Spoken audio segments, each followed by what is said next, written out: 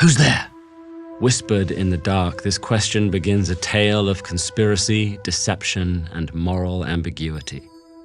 And in a play where everyone has something to hide, its answer is far from simple. Written by William Shakespeare between 1599 and 1601, Hamlet depicts its titular character haunted by the past but immobilized by the future. Mere months after the sudden death of his father, Hamlet returns from school a stranger to his own home, and deeply unsure of what might be lurking in the shadows.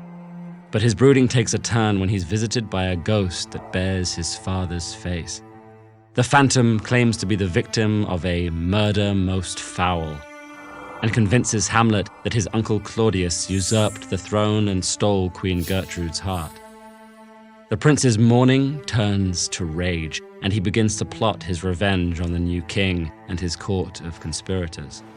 The play is an odd sort of tragedy, lacking either the abrupt brutality or all-consuming romance that characterize Shakespeare's other work in the genre. Instead, it plumbs the depths of its protagonist's indecisiveness and the tragic consequences thereof. The ghost's revelation draws Hamlet into multiple dilemmas. What should he do? Who can he trust? And what role might he play in the course of justice?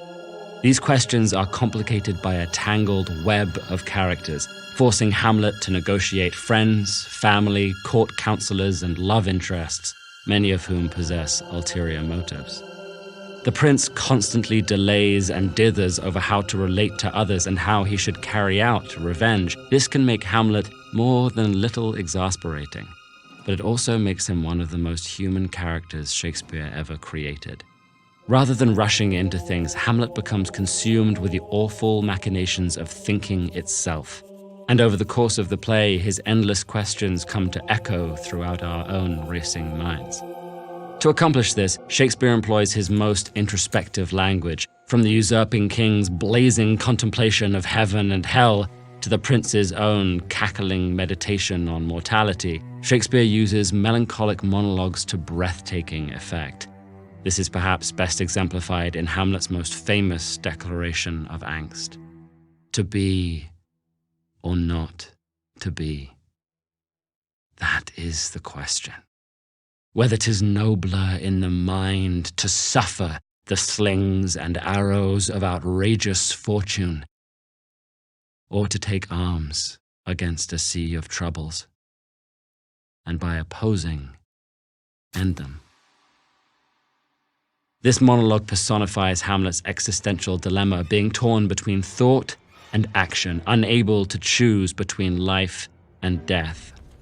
But his endless questioning raises yet another anxiety. Is Hamlet's madness part of a performance to confuse his enemies?